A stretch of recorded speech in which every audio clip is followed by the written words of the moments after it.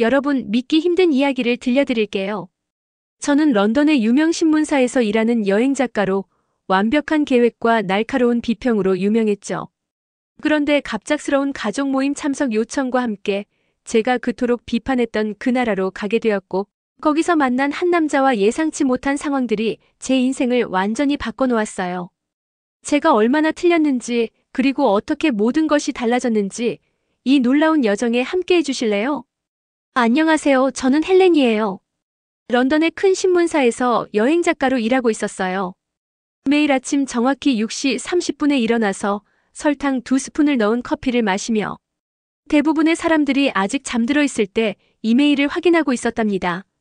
제 아파트는 항상 깨끗하고 정돈되어 있었어요. 책은 색상별로 정리되어 있었고 옷은 완벽하게 접혀 서랍에 정리되어 있었죠. 먼지 하나 없이 말이에요. 친구들은 제가 너무 깔끔하다고 했지만 전 그걸 똑똑하다고 생각하고 있었어요.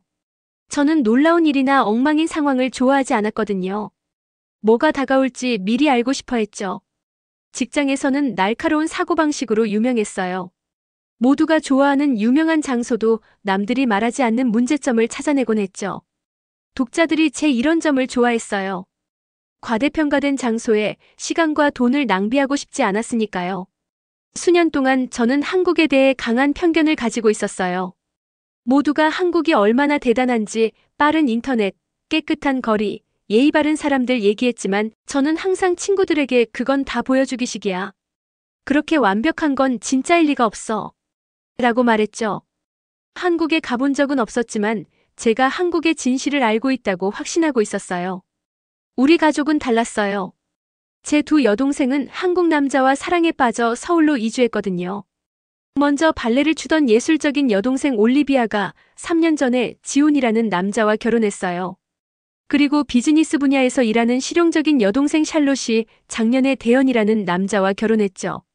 이제 두 여동생 모두 서울에 살면서 저를 방문하라고 계속 초대하고 있었어요. 헬렌, 여기 오면 정말 좋아할 거야. 라고 올리비아는 영상통화 때마다 말했죠. 저는 그냥 웃으며 화제를 바꿔버리곤 했어요. 하지만 지난 화요일 모든 게 바뀌었어요. 파리의 관광객 함정에 관한 기사를 마무리하고 있었는데 전화가 울렸어요. 아버지였죠. 헬렌, 엄마랑 나 다음 달에 서울에 가기로 했어. 아버지가 말씀하셨어요. 샬롯 남편 쪽 가족 모임이 있는데 중요한 모임이래. 모두가 참석해야 한대. 저는 한숨을 쉬었어요. 아빠, 제가 모든 걸 다 내려놓고 갑자기 한국에 갈 수는 없잖아요. 가족 모임만의 문제가 아니야. 아버지가 계속 말씀하셨어요. 민석이 기억나니? 샬롯 남편의 친구? 기억나고 말고요. 부모님은 몇 달 동안 이 한국 남자와 저를 소개시키려고 노력하고 계셨거든요. 제가 원하지 않았던 또 다른 일이었죠. 그 친구도 모임에 올 거야. 아버지가 말씀하셨어요. 만나보기로 약속했잖니? 기억나? 사실이었어요. 크리스마스 저녁 식사 때 약한 마음에 그 민석이라는 사람을 언젠가 만나보겠다고 약속했었거든요. 언젠가가 이렇게 빨리 올 줄은 몰랐죠. 알겠어요. 마침내 제가 말했어요. 갈게요. 전화를 끊고 컴퓨터 화면을 멍하니 바라보고 있었어요. 어쩌면 이 여행이 완전히 시간 낭비는 아닐지도 모른다는 생각이 들었어요. 한국이 모두가 생각하는 것처럼 완벽하지 않다는 기사를 쓸 수 있을 테니까요. 편집장님이 좋아할 만한 주제였죠. 다음 날 직장에서 제 편집장 톰슨 씨에게 다가오는 여행에 대해 언급했어요. 한국이라고? 그가 눈썹을 치켜올리며 말했어요. 딱 좋네.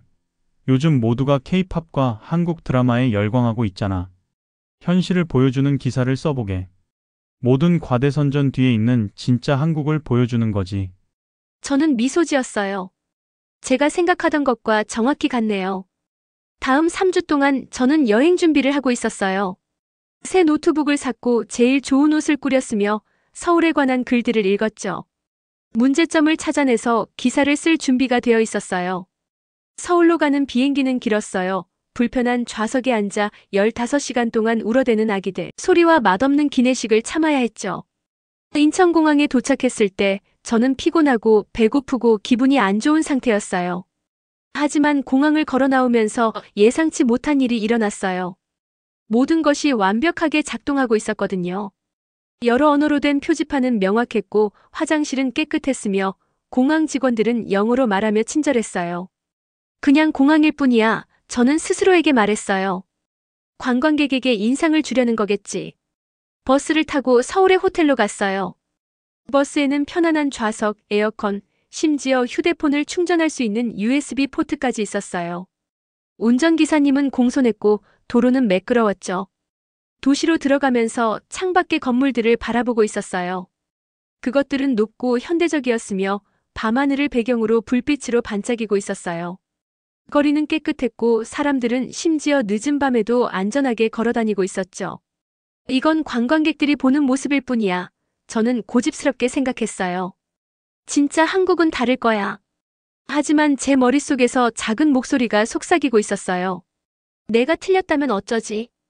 버스가 호텔 앞에 멈추자 그 생각을 밀어냈어요. 내일 제 여동생들과 그 민석이란 사람을 만날 예정이었죠. 내일부터 한국의 모든 문제점을 찾아낼 거라고 다짐했어요. 하지만 그날 밤 편안한 호텔 침대에 누워있을 때 저는 제 확신에 생긴 첫 번째 균열을 무시할 수 없었어요.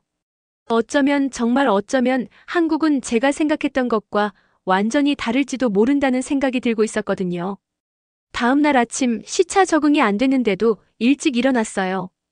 호텔 커튼 사이로 햇빛이 새어들어와 제 침대 위에 밝은 선을 그리고 있었죠. 휴대폰을 확인해 보니 여동생들이 보낸 메시지가 3개나 있었어요. 언제 카페에 도착하냐고 물어보고 있었죠. 저는 강남이라는 곳에 있는 카페에서 오전 10시에 만나기로 약속했었거든요. 서둘러 준비했어요. 제가 좋아하는 파란색 원피스와 편안한 운동화를 신었죠. 호텔 직원이 지도를 주면서 지하철 이용 방법을 친절하게 설명해 줬어요. 또 한 번 놀랐어요. 지하철역은 깨끗했고 영어로 된 안내판도 명확했으며 기차는 정확히 시간에 맞춰 도착하고 있었거든요. 작은 노트북에 메모했어요. 너무 완벽한가? 뭔가 이상한데? 여동생들이 기다리고 있던 카페는 높고 반짝이는 건물 안에 있었어요. 창문을 통해 보니 테이블에 앉아 함께 웃고 있었죠. 뭔가 달라 보였어요. 더 행복해 보이고 더 편안해 보였어요. 깊은 숨을 들이쉬고 문을 밀어 열었어요. 헬렌, 올리비아가 벌떡 일어나 저를 꽉 안았어요. 동생은 꽃향기가 났고 웃음은 제가 기억하는 것보다 더 환했어요. 드디어 왔구나. 항상 더 차분했던 샬롯은 일어나서 부드럽게 저를 안아줬어요. 서울에 온 걸 환영해, 언니. 비행기 타고 오는 건 어땠어? 자리에 앉아 여동생들을 자세히 살펴봤어요. 춤을 추느라 항상 피곤해 보였던 올리비아는 이제 활력이 넘쳐 보였어요. 머리 스타일도 새로웠고 전에 본 적 없는 화려한 옷을 입고 있었죠. 샬롯은 그 어느 때보다 자신감 있어 보였어요. 우리에게 커피를 가져다 준 웨이터에게 한국어로 몇 마디 말하기도 했죠. 너희 둘 다 달라 보인다. 저는 커피를 천천히 저으며 말했어요. 한국이 우리를 바꿨어. 올리비아가 미소 지으며 말했어요. 곧 알게 될 거야. 전 반박하고 싶었어요. 어떤 장소도 사람을 그렇게 많이 바꿀 수 없다고 말하고 싶었지만 그냥 고개만 끄덕였어요. 결국 전 관찰하러 온 거니까요. 그래서 그 민석이란 사람은 언제 만나? 지루한 척하며 물었어요. 샬롯이 시계를 확인했어요. 15분 정도 후에 여기서 만날 거야. 약간 늦을 거래 새로운 앱 때문에 엄청 바쁘거든. 앱이라고? 눈썹을 치켜올리며 물었어요. 관광객들이 한국 문화를 더 잘 이해할 수 있게 도와주는 앱을 개발하고 있어. 샬롯이 설명했어요. 정말 열정적이야. 노트에 또 메모했어요. 늦음. 전형적이네. 이후 문이 열리고 키가 큰 남자가 들어왔어요. 단순한 옷차림이었어요. 청바지에 흰색 단추 셔츠였지만 조용한 자신감이 느껴졌어요. 그의 눈이 방 안을 둘러보다가 우리를 발견하고 미소 지었어요. 제 심장이 이상하게 뛰었지만 저는 그냥 무시하기로 했어요. 정말 늦어서 죄송합니다. 그가 우리 테이블에 도착하며 말했어요. 영어는 완벽했고 살짝 있는 억양이 그의 말을 음악처럼 들리게 했어요. 오늘 아침에 앱 테스트 중에 문제가 생겼거든요. 괜찮아요. 제가 시계를 확인하며 말했어요. 제가 기다리고 있었다는 걸 알아차리게 하려고요. 헬렌 씨겠군요. 그가 손을 내밀며 말했어요. 저는 민석입니다. 동생들에게 많은 이야기를 들었어요. 그의 악수는 단단했고 눈빛은 친절했어요. 갑자기 제 여행으로 지친 머리카락과 소매에 묻은 커피 얼룩이 신경 쓰이기 시작했어요. 앱을 만드신다고요? 감명받지 않은 척하며 물었어요. 네, 사람들이 진짜 한국을 발견할 수 있도록 돕는 앱을 만들고 있어요. 그가 제 맞은편에 앉으며 말했어요. 그냥 관광지가 아니라 우리 문화의 진정한 모습을 보여주는 거죠. 진짜 한국이라 제가 되풀이했어요. 그게 정확히 뭔가요? 민석은 화를 내는 대신 미소를 지었어요. 그건 제가 당신이 여기 계신 동안 보여드리고 싶은 거예요. 물론 관심이 있으시다며. 그가 말하는 방식, 공손함 속에 도전이 담겨있는 열정이 제 호기심을 자극했어요. 다음 1시간 동안 우리는 제1 그의 앱 한국 문화에 대해 이야기했어요. 계산서가 나왔을 때 저는 지갑을 꺼내려고 했지만 민석이 부드럽게 테이블 위에 손을 올렸어요. 제가 내겠습니다. 그가 말했어요. 제 커피는 제가 살 수 있어요. 저는 빠르게 말했어요. 그럴 수 있다는 걸 알아요. 그가 대답했어요. 하지만 이건 그냥 우리가 손님을 환영하는 방식이에요. 다음번엔 당신이 제 커피를 사주세요. 다음번. 그 말이 우리 사이에 공중에 떠 있는 것 같았어요. 그날 저녁 우리는 모두 샬롯의 아파트에서 저녁 식사를 했어요. 그녀의 집은 현대적이면서도 전통적인 요소가 섞여 있었어요. 세련된 가구와 아름다운 한국 예술품이 함께 있었죠. 테이블은 이미 셀 수 없이 많은 음식들로 차려져 있었어요. 색색깔의 채소들, 김이 모락모락 나는 밥, 그리고 냄새가 정말 좋은 고기 요리들이요. 샬롯의 남편인 대연이 우리를 따뜻하게 맞이했어요. 부모님은 더 일찍 도착해서 이미 소파에 편안하게 앉아 계셨어요. 모두가 영어와 한국어를 번갈아 쓰고 있었고 저는 이상하게도 제 가족 사이에서 낯선 느낌이 들었어요. 식사를 하면서 각 음식을 조심스럽게 맛봤어요. 맛은 복잡했어요. 달고 맵고 짭짤한 맛이 한꺼번에 느껴졌죠. 인정하기 싫었지만 음식이 정말 맛있었어요. 김치 맛이 어때요? 민석이 제가 매운 양배추 요리를 맛보고 놀란 것을 알아채고 물었어요. 흥미롭네요. 저는 맛있다고 인정하기 싫어서 그렇게 말했어요. 저녁 시간은 이야기와 웃음으로 계속되었어요. 저는 가족들이 한국인 시댁과 어떻게 어울리는지 지켜봤어요. 작은 관습들을 받아들인 것도 눈에 띄었죠. 살짝 고개를 숙이는 것, 두 손으로 음료를 따르는 것. 제가 막 긴장을 풀기 시작했을 때 갑자기 어머니가 가슴에 손을 대셨어요. 얼굴이 창백해지더니 작게 헐떡이는 소리를 내셨어요. 엄마? 저는 급히 일어서며 말했어요. 그리고 어머니가 쓰러지셨어요. 방 안은 순식간에 혼란스러워졌어요. 아버지가 어머니의 이름을 부르셨고 샬롯은 어머니 곁으로 달려갔어요. 올리비아는 전화기를 집어들었죠.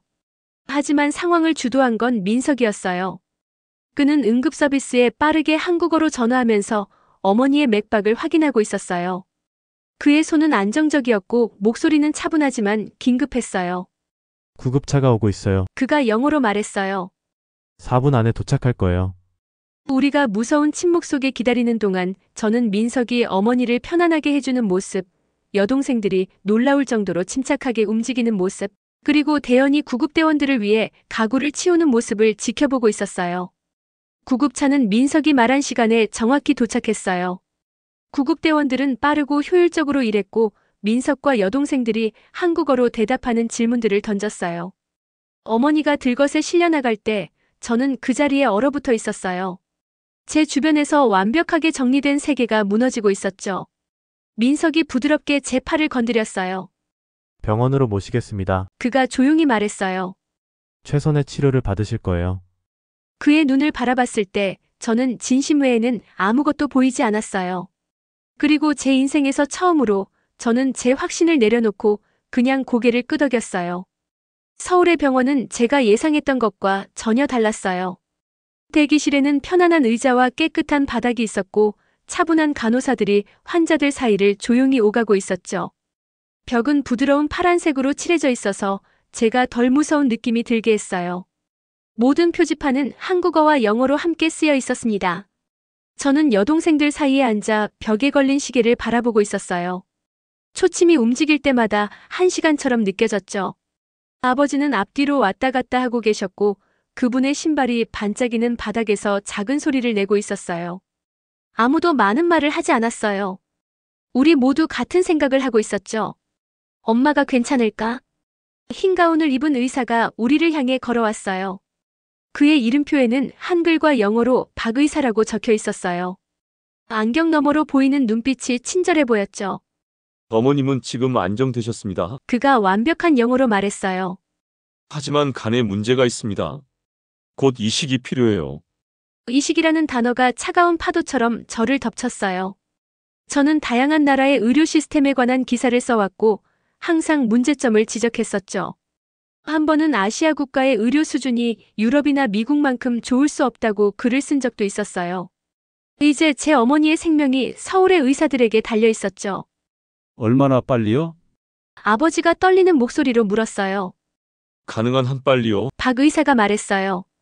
적합한 기증자를 찾아야 합니다. 그 후 몇 시간은 서류 작성, 검사, 그리고 기다림의 연속이었어요. 간호사들은 우리 모두에게서 혈액 샘플을 채취했어요. 엄마에게 간의 일부를 기증할 수 있는지 확인하기 위해서였죠.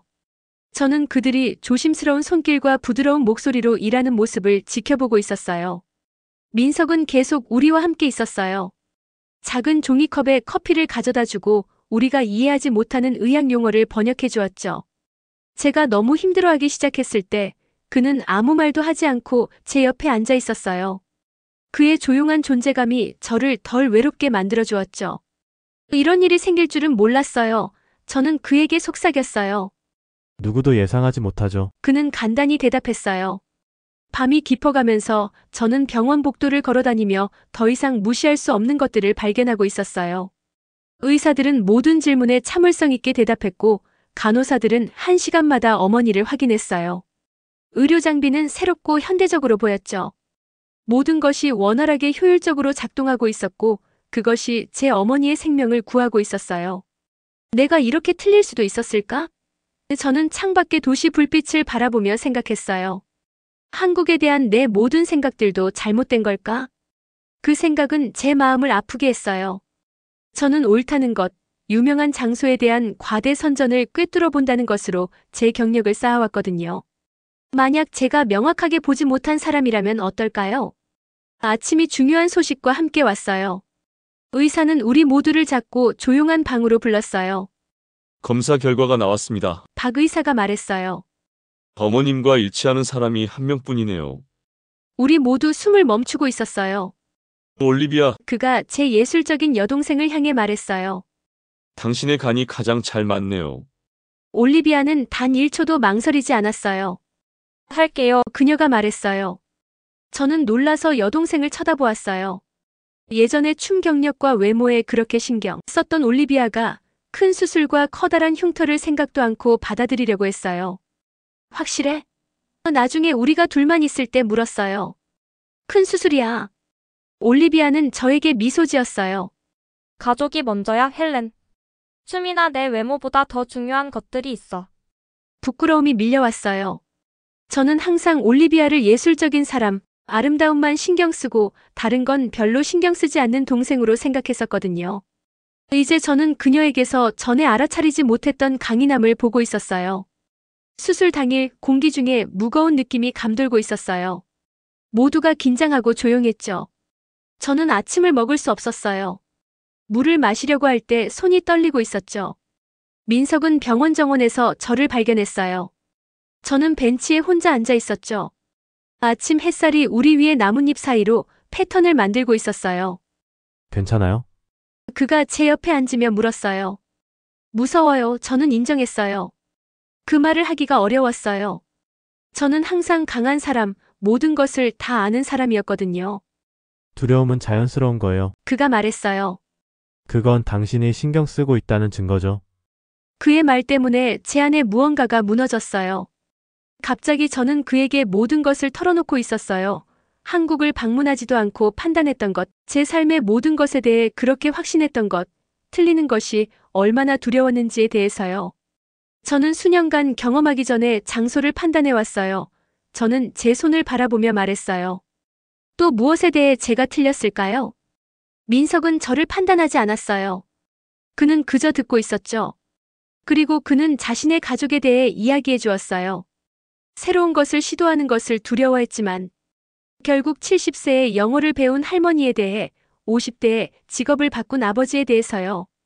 사람은 변할 수 있어요. 그가 말했어요. 그게 우리를 인간으로 만드는 거죠. 수술은 8시간이 걸렸어요. 8시간 동안 기다리고 왔다 갔다 하고 희망하고 기도하는 시간이었죠. 샬롯은 모두를 위한 음식을 준비했고 민석은 의사들과의 대화를 처리했어요. 아버지는 제 손을 꽉 잡고 계셨죠. 항상 독립적이었던 저는 다른 사람들의 도움을 받아들이는 법을 배웠어요. 민석이 차를 가져다 주는 것을 받아들였고 샬롯이 제 엉망인 머리를 정리해 주는 것을 허락했어요. 제가 울 때 아버지가 저를 안아주시는 것도 받아들였죠. 박 의사가 마침내 수술이 성공적이었다고 알려주러 나왔을 때 저는 제 안에서 무언가가 무너지는 것을 느꼈어요. 하지만 그것은 나쁜 방식으로 무너지는 것이 아니었어요. 그건 마치 벽이 무너지는 것 같았어요. 제가 스스로를 보호하기 위해 쌓아왔던 벽말이에요. 아버지와 샬롯을 안으면서 눈물이 제 얼굴을 타고 흘러내렸어요. 안도의 눈물이었지만 또한 변화의 눈물이기도 했죠.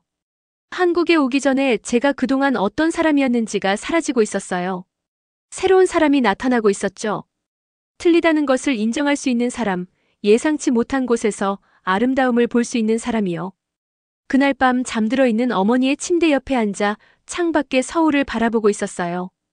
도시는 마치 땅으로 내려온 별들처럼 수백만 개의 불빛으로 빛나고 있었죠. 그 순간 저는 왜 이 장소를 싫어하기로 그렇게 결심했었는지 기억조차 할 수 없었어요. 어머니가 몸을 뒤척이더니 눈을 떴어요. 저를 보고 약하게 미소 지었죠. 아직 여기 있구나. 그녀가 속삭였어요. 네, 여기 있어요. 저는 그녀의 손을 부드럽게 잡으며 말했어요. 그리고 어디 가지 않을 거예요. 저는 여러 가지 의미로 그 말을 했어요. 어머니 곁에 있겠다는 의미도 있었지만 또한 변화에 열려있고 새로운 경험에 그리고 틀리는 것에도 열려있겠다는 의미였죠. 제 인생에서 처음으로 모든 것을 알지 못한다는 것이 자유처럼 느껴지고 있었어요. 수술 이후 며칠은 병원 방문과 조용한 희망 속에서 흘러갔어요. 엄마는 날이 갈수록 더 건강해지고 있었죠. 얼굴에 혈색이 돌아오고 미소도 더 밝아지고 있었어요. 올리비아도 빠르게 회복되면서 자랑할 멋진 흉터가 생겼다며 농담을 하고 있었죠. 의사와 간호사들은 계속해서 그들의 돌봄과 기술로 저를 감동시키고 있었어요. 엄마와 올리비아가 몇 시간 동안 혼자 있어도 될 만큼 회복되었을 때 민석이 서울을 구경시켜주겠다고 제안했어요. 처음에는 망설였어요. 아직도 제 안에는 예전 생각들을 고수하고 싶은 마음이 있었거든요. 하지만 호기심이 이겨서 결국 동의했죠. 관광객용이 아닌 당신의 진짜 서울을 보여주세요. 제가 말했어요. 민석은 제가 혼자서는 절대 찾지 못했을 곳들로 저를 데려갔어요. 두 높은 건물 사이에 숨겨진 작은 서점에 갔는데 주인이 우리가 책을 구경하는 동안 차를 대접해 주었죠. 수백 년 된 집들 옆에 현대적인 카페가 자리한 오래된 동네를 걸었어요. 민석이 제가 영국에서 왔다고 말하자 웃으며 더 많은 양을 주는 노점상에서 길거리 음식도 먹었고요.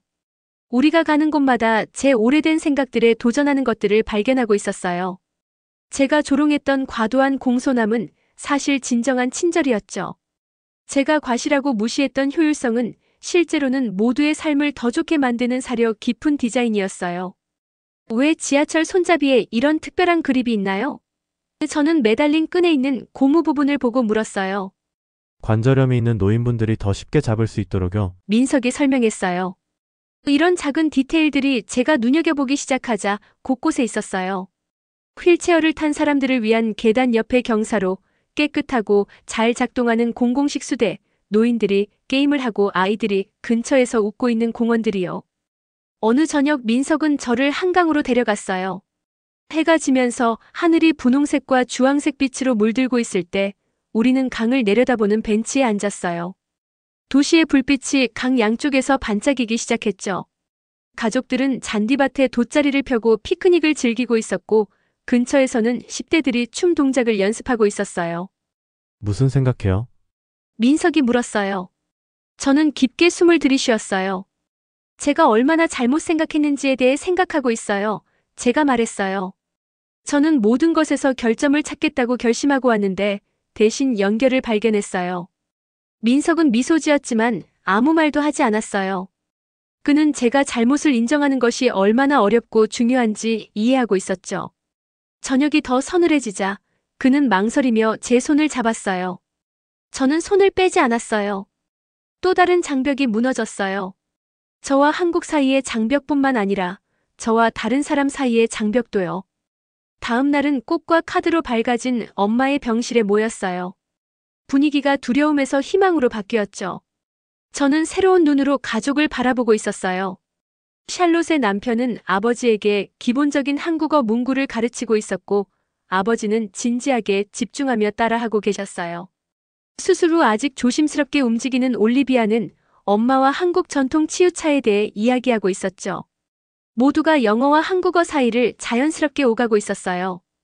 기사를 위한 메모 잊지 마. 엄마가 미소와 함께 상기시켰어요. 제 기사요. 저는 왜 한국에 왔는지 거의 잊고 있었어요. 편집장은 한국 문화의 모든 결함과 실망스러운 점을 지적하는 신랄한 리뷰를 기대하고 있었죠. 그날 밤 저는 노트북을 열고 글을 쓰기 시작했어요. 하지만 나오는 단어들은 제가 계획했던 것이 아니었어요. 대신 저는 편견에서 이해로 가는 여정에 대해 솔직하게 썼어요. 마음이 담긴 효율성에 대해, 혁신과 함께 존재하는 전통에 대해, 문화를 초월한 가족 유대에 대해 썼어요. 잘못을 인정하고 새로운 눈으로 보는 법을 배우는 것에 대해 썼죠. 글을 마쳤을 때 편집장이 이걸 출판할지 확신이 없었어요. 그가 요청한 기사가 아니었으니까요. 제가 쓰려고 계획했던 기사도 아니었고요. 하지만 진실이었고 그것이 이제 저에게는 더 중요했어요. 다음 날 오후 우리는 민석이 추천한 식당에서 가족 저녁 식사를 했어요. 맛있는 음식을 먹고 이야기를 나누면서 저는 모두에게 제 기사에 대해 말했어요. 출판될지는 모르겠어요. 제가 인정했어요. 그리고 제 경력에서 처음으로 사실 신경 쓰지 않아요. 좋은 헤드라인이 될 만한 것이 아니라 제가 믿는 것을 썼어요. 가족들은 놀랐지만 기뻐 보였어요. 예전에 헬렌이라면 절대 그런 말을 하지 않았을 테니까요. 런던으로 돌아가는 비행기는 다음 날로 예정되어 있었어요. 호텔방에서 가방을 싸면서 저는 떠나고 싶지 않다는 것을 깨달았어요. 배우고 보고 이해해야 할 것들이 너무 많았거든요. 그날 밤 민석은 저를 전통 찻집으로 데려갔어요. 작은 목조 건물은 번화한 거리에서 벗어나 자리하고 있었죠. 안에서는 낮은 테이블에 방석에 앉았어요. 차는 아름다운 수제 컵에 담겨 나왔고 부드러운 음악이 배경에서 흐르고 있었어요. 한국에 대해 어떻게 생각해요? 민석이 두 손으로 차를 따르며 물었어요. 예상했던 것과 전혀 달라요. 저는 솔직하게 말했어요. 복잡하고 모순적이면서도 멋진 곳이에요. 그는 차를 내려다보며 고개를 끄덕였어요. 더 오래 머물 수도 있잖아요. 그가 조심스럽게 제안했어요. 발견할 것이 훨씬 더 많아요. 저는 찻집을 둘러보며 제가 경험한 모든 것에 대해 생각했어요. 엄마의 생명을 구한 병원, 다시 발견한 가족관계, 최선의 방법으로 제가 틀렸다는 것을 증명한 도시. 그리고 새로운 눈으로 보는 법을 보여준 민석. 예전에 헬렌이라면 아니라고 말할 완벽한 논리적 이유가 있었을 거예요. 기다리는 일 써야 할 기사들, 런던에서의 편안한 일상. 하지만 저는 더 이상 그 사람이 아니었어요. 그럴 것 같아요. 저는 수년간 느끼지 못했던 가벼움을 느끼며 대답했어요. 저는 이제 막 명확하게 보기 시작했으니까요. 민석의 미소는 구름을 뚫고 나오는 햇살 같았어요. 우리는 편안한 침묵 속에서 차를 마시며 몇 주 전에는 상상도 할 수 없었던 모험을 계획하고 있었죠. 편견으로 가득 찬 여행 칼럼니스트로 한국에 도착했던 사람은 사라졌어요. 그 자리에는 새로운 사람이 있었죠. 놀라움에 열려있고 기꺼이 틀릴 수 있으며 다시 시작할 만큼 용감한 사람. 제 여정은 끝나지 않았어요. 한국에서의 새로운 삶, 민석과의 관계, 그리고 진정한 여행작가로서의 제 모험은 이제 막 시작되고 있었죠. 시청해주셔서 감사합니다. 앞으로도 더 흥미롭고 특별한 이야기를 들고 찾아뵙겠습니다. 구독과 좋아요, 알림 설정 잊지 마시고 다음 영상에서 또 만나요.